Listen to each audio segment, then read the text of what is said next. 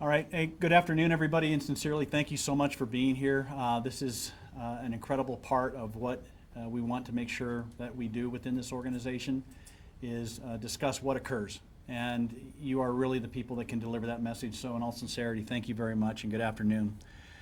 We are here today because of a very serious incident. A man lost his life. One of our officers was placed in a dangerous and fast-moving situation. And our community, rightfully, has questions. Here are the facts as we know them at this time. A solo traffic officer attempted to stop a vehicle for a traffic violation and possibly DUI. He was actually working a driving under the influence task force for the Labor Day weekend. A driver that he identified as speeding or possibly involved in their DUI. And again, we're still going to have those facts get developed through interviews and investigations that's still yet to come. And like I said, this is a very early part of this investigation, but I want to give as much factual and specific information as possible. So the driver fled, and after he fled, the officer followed him, activated his emergency equipment. The driver continued to drive, and ultimately he rear-ended another vehicle, which caused him to cross into a medium, and then he struck an additional vehicle. After the crash, the suspect refused to exit or listen to the officer's commands to stay in the vehicle and show his hands. The suspect got out of the car. He kept his hands down by his side, and he started to walk up towards the sidewalk. As he walked towards the sidewalk, he made a tossing motion and subsequently threw a handgun. After tossing the handgun, he then began walking back towards the officer, even though the officer had ordered him multiple times to stop. At one point, he incited other officers on scene, other individuals on scene, not officers, other individuals that were surrounding the officers, surrounding the location, who started to show up based upon the traffic collision. And he started to say numerous times to incite them to basically, and I'm going to use this verbatim because I think it's important, he said multiple times, get the shit, while he continually pointed back at the handgun. He repeatedly made this movement. He continually made a pointing motion back towards the weapon while talking to other individuals in and around the location.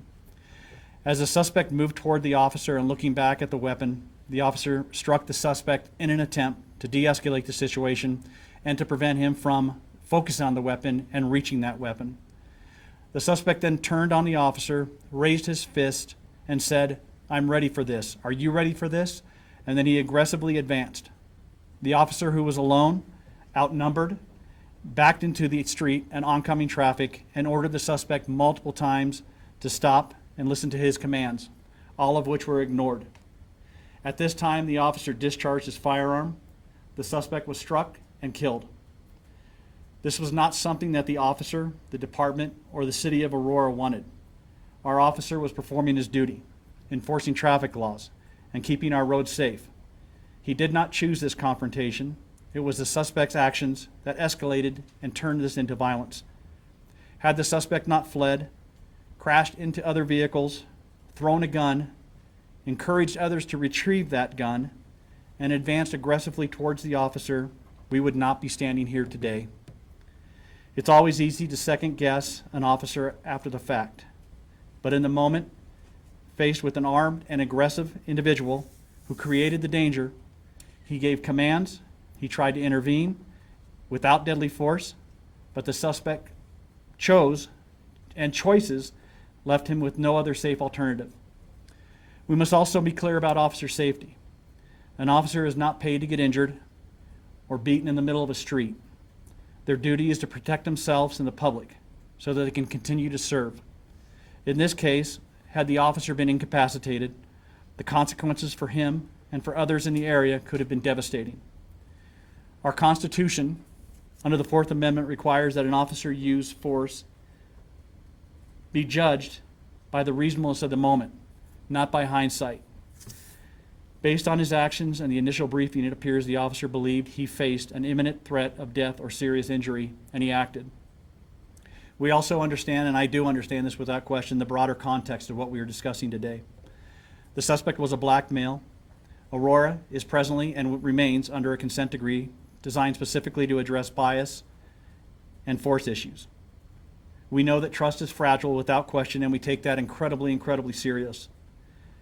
That is why this case will be investigated thoroughly, independently, and transparently. body-worn camera video, closed-circuit TV, and independent witness cell phones, witness statements, forensic evidence will all be reviewed, and that review will be done consistent with state law. We will release this video, all this video, when permitted. This was a tragic incident. A life was lost.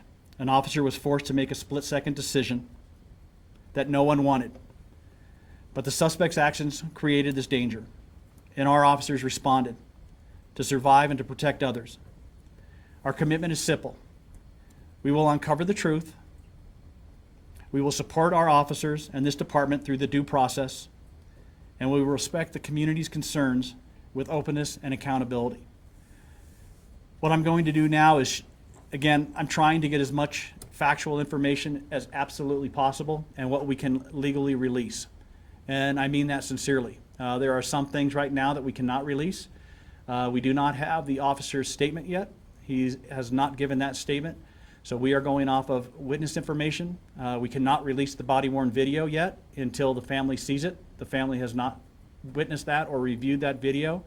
So what we can do is give you as much contextual information that's factual, that's real, and that hopefully will demonstrate what occurred on that evening. The one thing that I don't want to do is get out anecdotal information, non-factual information, or information that's third or fourth parties. Everything that you receive today will be factual, it will be real, it will be relevant, and it will be part of this overall investigation.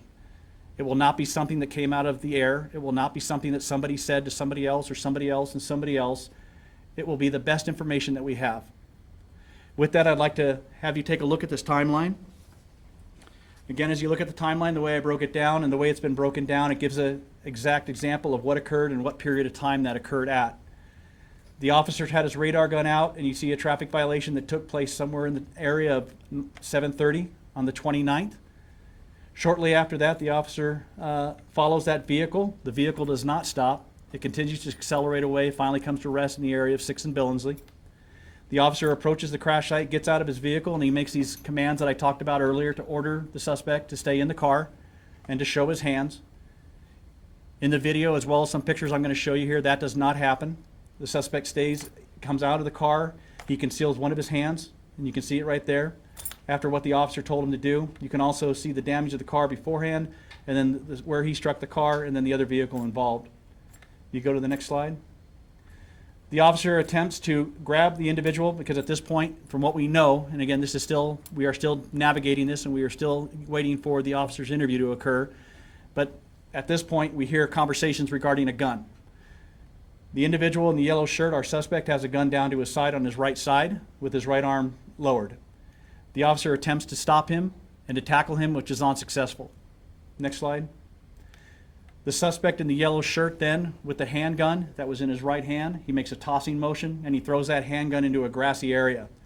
Our officer alone, by himself, without any additional support, with any additional backup.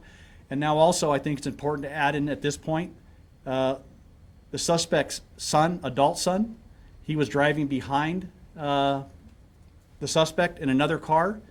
He also is now on scene, and he's also behind our officer, and he's screaming and shouting at the same time. We also have other individuals that are in this Sinclair parking lot area that also come out and start to gather around our officer as well. So the tossing motion is made by the suspect. Our officer falls down in a tussle with the suspect. This is a picture of our officer on the ground on his back with his body-worn video, and the suspect is standing over top of him. Next slide, please. There's a picture of the suspect, the other individual involved. You see two of them. You see one who is now actually over near where the gun was disposed of by the suspect. You see the other individual out on the street. The suspect turns. This whole time he is making, and this is repeatedly, this was not a one-time gesture or a one-time discussion. He repeatedly said, "Get the shit, get the shit, get the shit," referring to the weapon. And if he's not referring to the weapon, I will be 100% completely surprised, because every time that statement is made, he is looking back exactly where that weapon is at, and he is talking to the individuals, he is talking to his relatives, he is talking to other people in the area. Get the shit, get the shit. And that shit is the weapon that he just disposed of, and he threw into that grass area where that suspect is now standing. The officer, again, he continues to try to talk de-escalate the situation through verbalization. The suspect approaches him as well as the individual in the back. And again, we still have the individual over where the gun was disposed of that the officer is now also focused on. The suspect advances on the officer. The officer sees an opportunity to try to de-escalate this through physical force as the suspect turns back towards the son and back towards the individual who is over by the weapon at this point and yells again, "Get the shit." The officer uses a striking motion to try to, one, break the concentration of the suspect, to communicate with these individuals about retrieving a possible weapon, and two, to try to take this individual into custody. That strike had minimal impact. What it did, the suspect immediately turned on the officer. He got into a fighting stance with the officer. He then walked and advanced in an incredibly aggressive posture towards the officer and says, "Are you ready for this? Are you ready for this?" Over and over, "Are you ready for this? I'm ready for this." At this point, the officer gets pushed out into oncoming traffic because he did not stand his ground. He actually backed up as this event was unfolding. He continued to try to de-escalate this event by moving as far as placement, as far as where he was. As he moved back out into the oncoming traffic, he fires the rounds, and again, that will be determined as the investigation continues. The suspect falls to the ground and he dies. This is a picture of the weapon, and I hope that you could tell from where I was pointing out where that one individual was. This is their conics boxes or their electrical boxes. The weapon is located right there where you see the marker, and that is the weapon itself.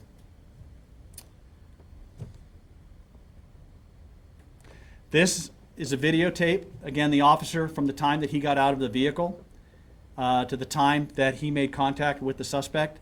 He was able to do the fact that he was at a traffic collision, and then after that his attention was focused on the event as it unfolded. And I want to play this video or this sound clip from communications because what we had, another officer, that's okay, another officer who was on scene, not on scene at the event, but in the area, when he heard of the traffic collision, he was able to pull up the camera of the flock system in the area. He was able to watch that video, and he immediately kind of understood the perilous situation that the officer was involved with. And that is the communication. Another thing that you don't see in here, but you will see as the investigation continues to unfold, this officer in many, many ways used de-escalation tactics. This officer in the video that I was able to observe, which cannot be released yet, and also in a mesh camera that was up. A mesh camera is basically the flock system or the cameras that are up on light poles in different places throughout the city. It shows the officer struggling to, one, try to get his baton while carrying his gun as the suspect is aggressively approaching him, pushing him back up. He's unable to get to his baton. One time he actually transitioned his gun into his other hand and he's reaching around trying to get his baton. He could not get it out based on the speed of the suspect, based upon the approach of the suspect, and based upon the unfolding nature of the event. Ultimately, he gets backed out into the street, and that was where the actions occurred. If we could play this is a communications pickup of what was occurring out on the scene. 445, we got a crash. 6, just east of 225. Okay, a couple cars here now. Users. 217 in units, please start to 6 then 225 east out, please. 218, you got me? Yeah. 215, you got me? Okay, and OD 98, go ahead with your traffic start.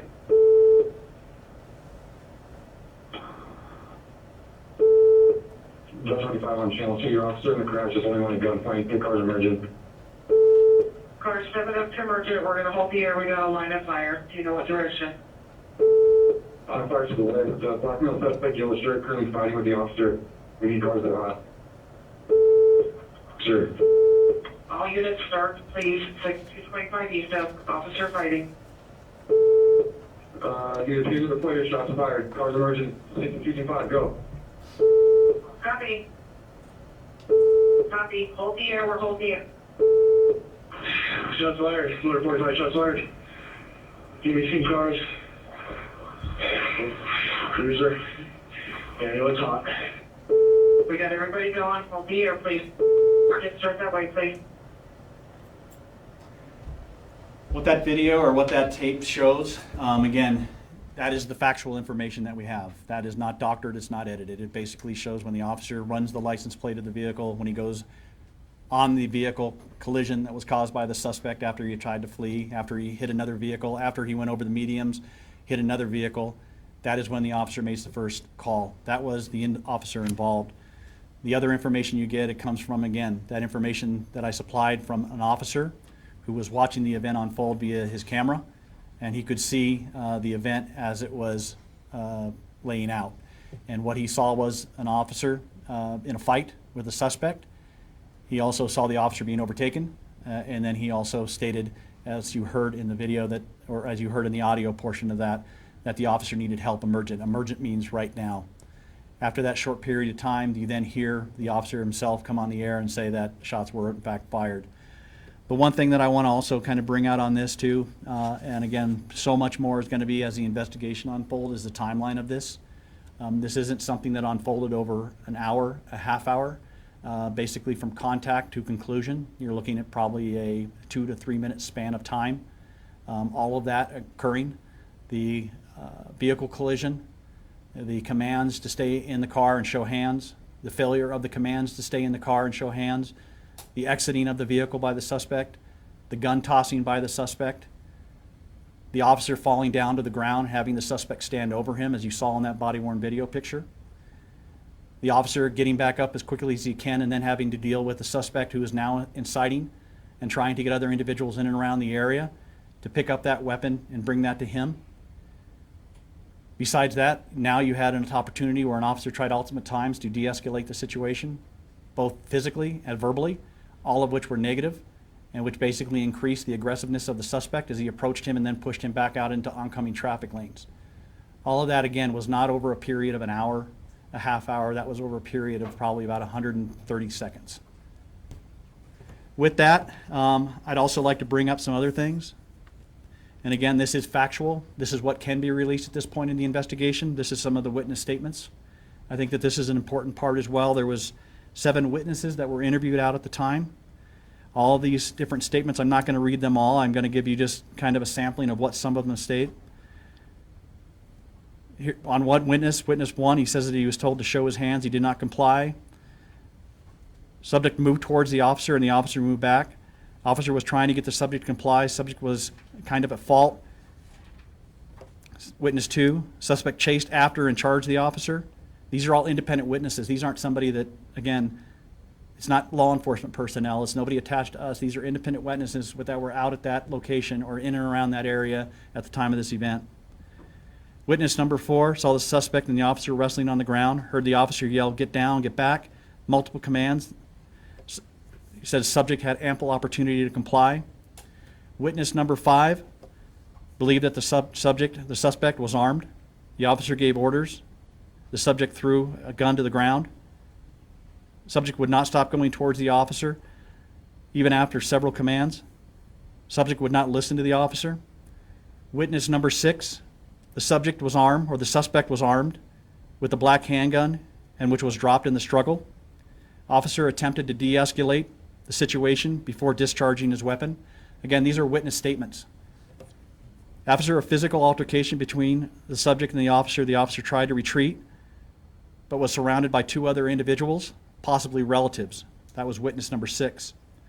Witness number 7 heard the subject's son say his dad was driving crazy and crashed and he tossed his gun. Again, with that, I would like to open it up, and I will try to give you as much, as clear, concise, and factual information as that is available at this time. Sir. Chief, I was able to speak to some of the family and friends of the person who was killed here. And one of the questions that came up in that conversation was, why were less lethal options not used?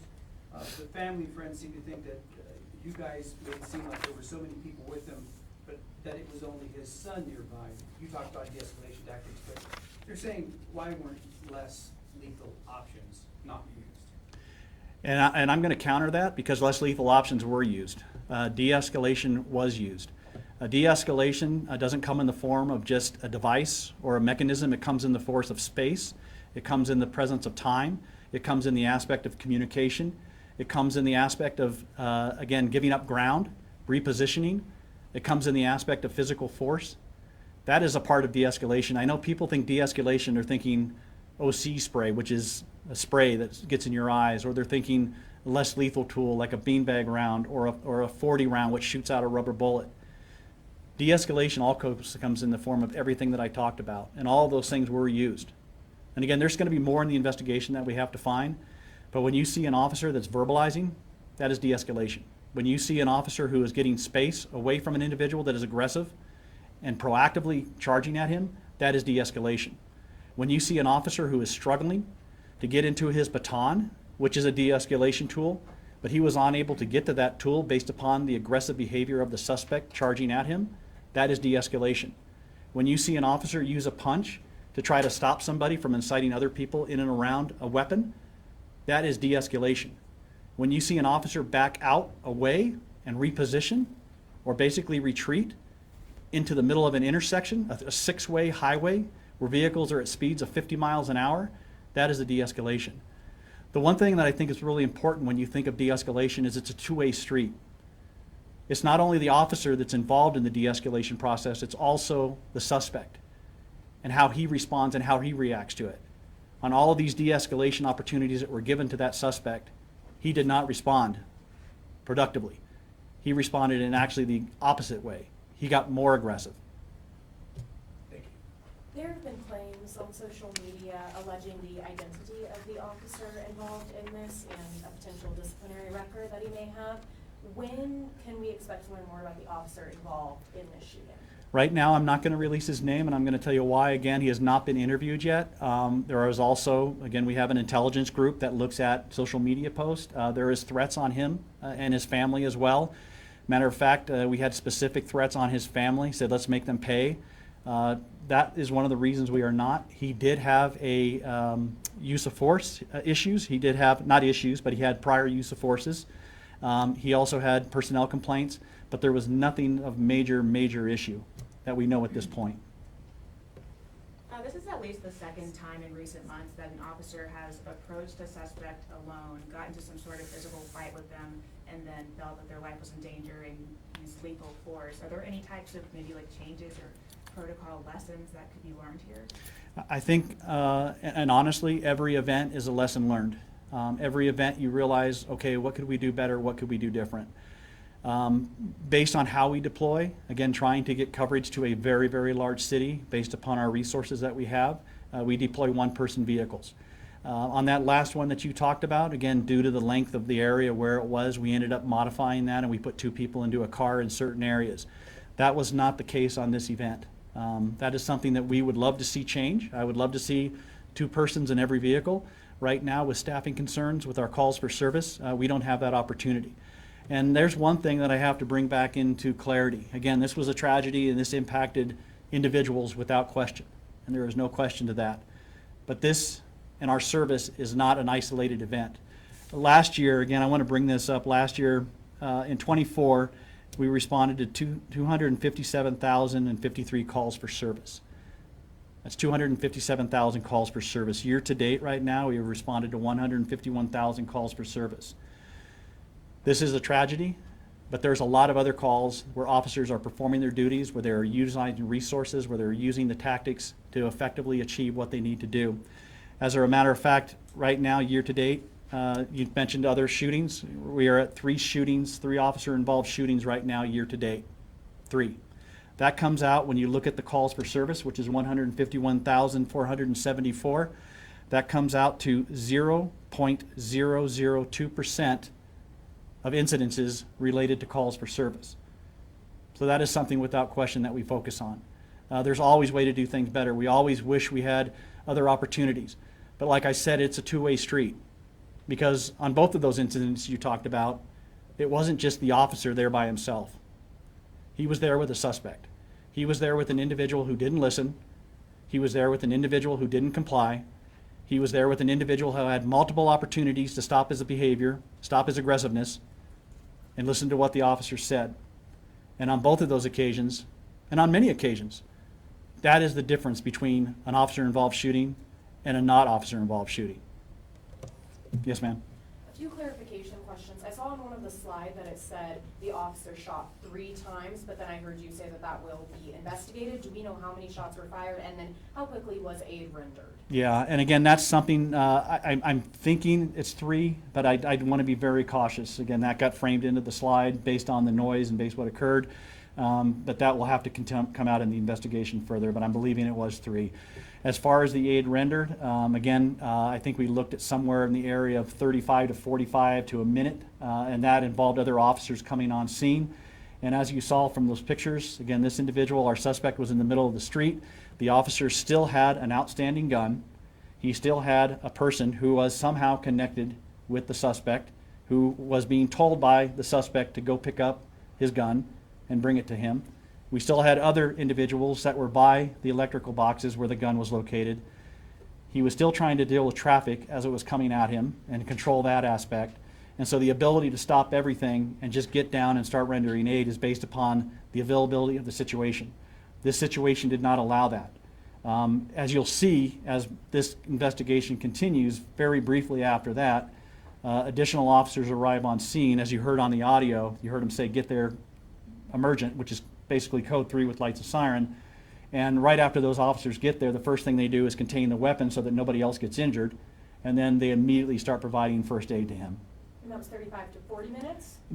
Seconds. Seconds before aid was rendered? Yes. Okay. And that's a speculation. I didn't time it, I don't know, but I'm just looking at the video and thinking as far as a time continuum, I would say anywhere between 45 seconds and a minute. Okay.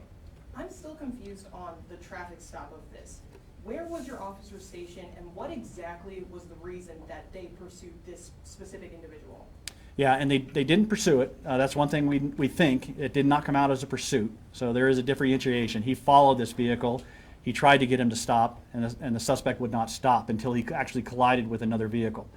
So probably had this event continued to evolve, it probably would have more than likely been a pursuit. But why did you want to follow him? And that's what we don't know at this point. What we see in the video, what I have seen, is that he is doing what his job is, which is traffic control. So he's on 6th Street. He's actually west of the 225, and you can see he's holding a laser in his hand. So he's shooting laser. Car comes by, he gets behind that car, and he starts to activate his emergency lights and sirens. It doesn't stop, it continues on. He then turns them on full speed. The car goes underneath the 225, and then that's where it ends up colliding or hitting another vehicle, rear-ending that car, which then caused it to go over the medium, hit another car, and then come to rest. That is the process. What the exact violation was, we will have to find that out as he gets involved in his interview, which is upcoming. So to clarify that, because you said at the beginning of the conference here, you said there was DUI patrols that were happening. You said it was a possible DUI, possible speeding. So that's the potential reason as to why this individual was pulled over. So can you help me understand too, though, why almost 72 hours later the officer hasn't been interviewed? Is that normal in this type of situation to wait that long to interview the officer? Yeah, that is the normal process. Again, this is not an internal investigation, and I think that is something that really needs to come out as well. This is not an investigation that is done by Aurora Police Department. It is done by the 18th Judicial District CERT team. And the CERT team responds to all officer-involved shootings. They are the ones that set the parameter. They are the ones that set the scheduling. They are the ones that do the process. What they usually do is allow the officer to have a sleep cycle and to be able to meet with attorneys, be able to meet with other individuals, and at that time the interview is done. That is something which is placed by state law. It is something that Aurora PD has absolutely nothing or any control over whatsoever. And again, we cannot release any specific information about what his thoughts were or what his processes was until that interview occurs.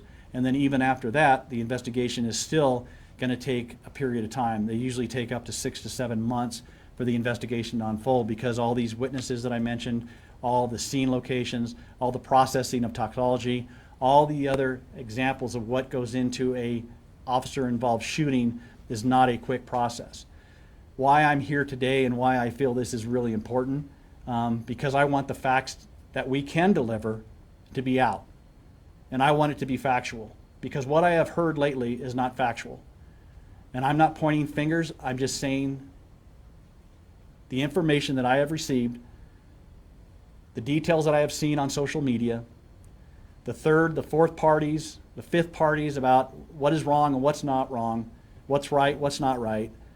I want to use this opportunity to show you factual stuff. The information that I showed you here today, I doubt it's going to change. It might in the investigation. There'll be nuances, there'll be little differences. The investigation will get much, much deeper than what I showed you. This is a very, very high-level review. But it does show the facts. It does show the facts that our suspect had a gun. It does show the facts that our suspect crashed into 2 vehicles for whatever reason while not stopping for a police vehicle that had all of his emergency equipment on. It does show the fact that this individual got out and tossed this gun.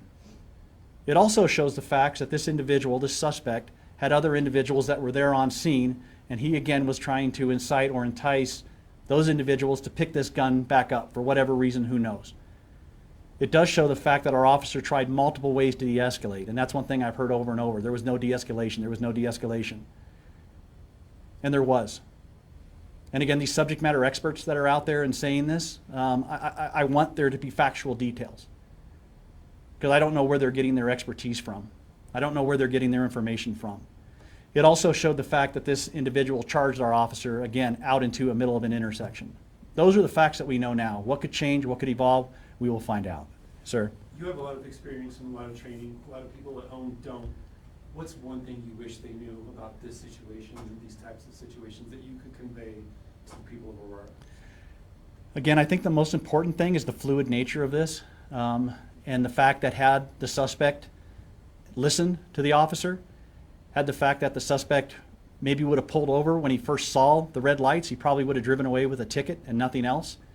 Had the fact that he not gotten out and thrown a gun, there probably wouldn't have been the event that we unfortunately are here discussing today.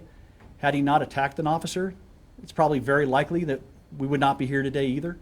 There is so many opportunities that had there been other options taken by individuals involved, and I'm going to put the onus back on the suspect as well. This is not, like I said, this is not a one-person event. The officer gives directions, and the individual involved in this, he's had prior law enforcement contacts.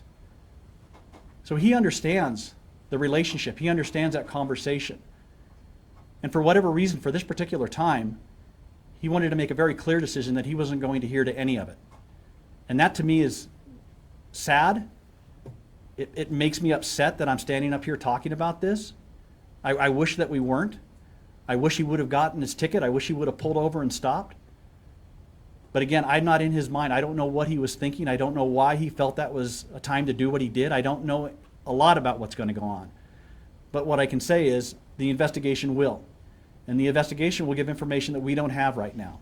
I don't have information specifically about what the thought process was, what is going to be captured in his vehicle, what's going to be captured in his body or his system. I don't have toxology reports. I don't have autopsy reports. I don't have those things, but that will evolve. And that's what I really ask people to understand, is that this is not an event that can be wrapped up into a quick little bundle and moved on in a 24-hour period. And if you are thinking it can, then you're going off of misinformation. You're going off of unfactual details. And again, the facts need to come out on this event, and the community needs to be aware, and we, as a department, will strive to make sure that this community is aware. So that's what I would really stress. Sir? A technical question, Chief. Pursuit versus stopping a car with lights and sirens, is there a technical threshold when you describe something as a pursuit versus a traffic stop? Yes, there is. There's basically when the officer declares it as a pursuit. When it has gone to the point to where, again, the person might have had their radio on, they couldn't hear something, their behavior is not erratic, or it's like they're trying to evade. That could be, hey, I had to light them up a couple of times, turn on my lights and siren. Finally, that person looked in his rearview mirror and said, okay, I get it. A pursuit would be where it transitions beyond that point, to where the person is making overt attempts to escape, to elude, to avoid, to get away. I think we were right at the border based upon what I looked at on this video. Again, there was a long period of time that the officer was behind him. There was a long period of time he used his lights and siren. I don't know what would have, again, I don't know. I'm not going to speculate on that. But I know the only thing that stopped him was the fact that he collided into another vehicle. And luckily, nobody else was harmed. Do you know, you said the officer was running a speed gun, a radar gun? Yes. Is that right?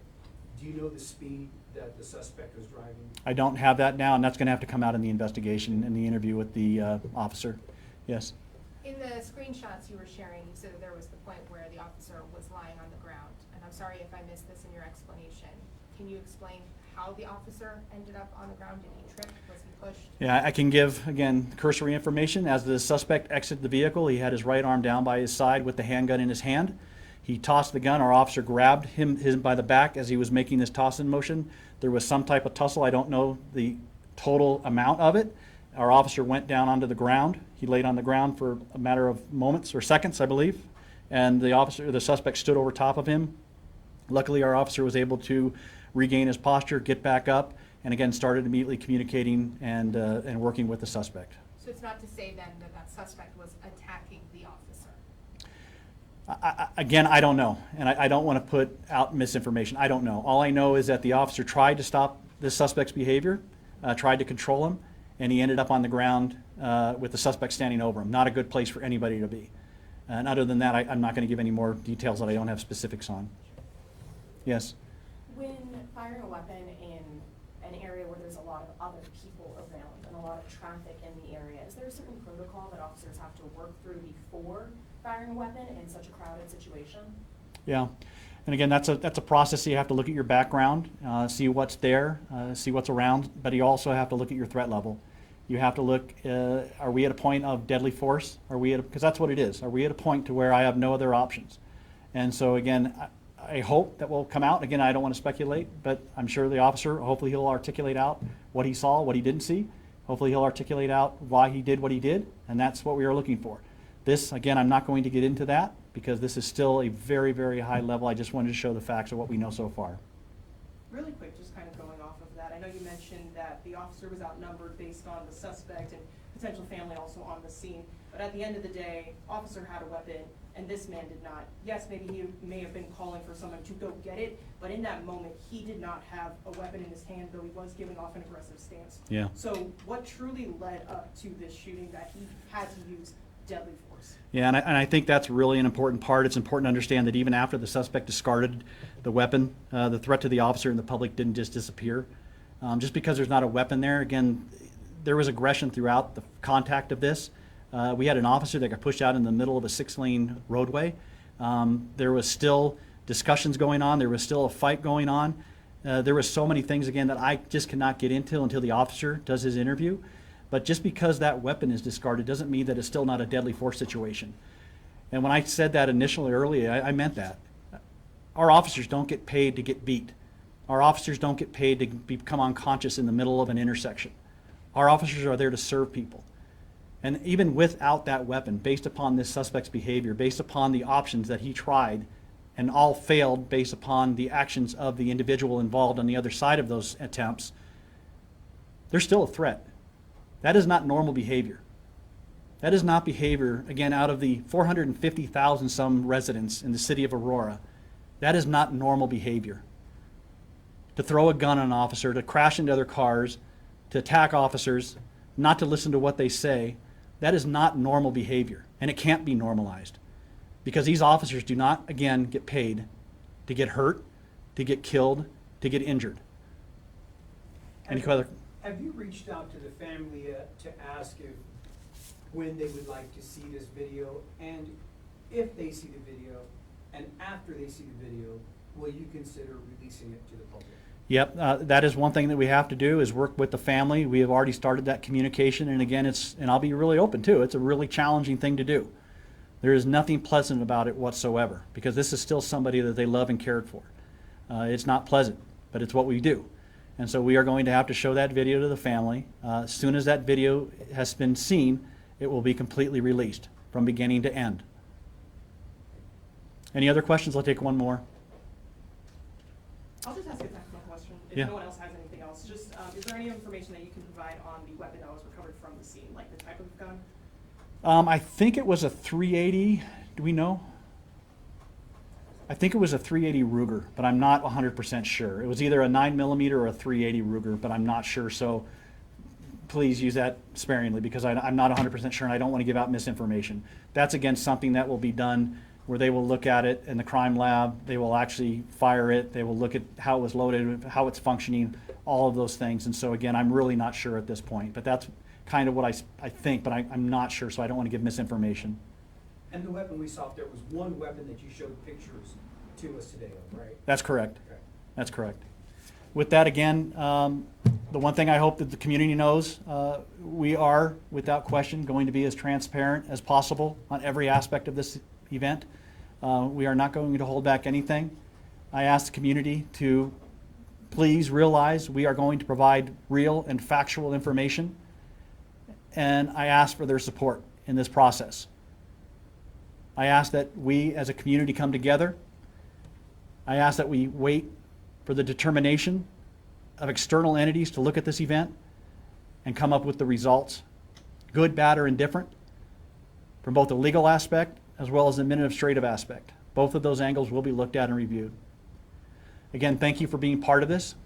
Thank you for sharing this with the community, and have a nice day.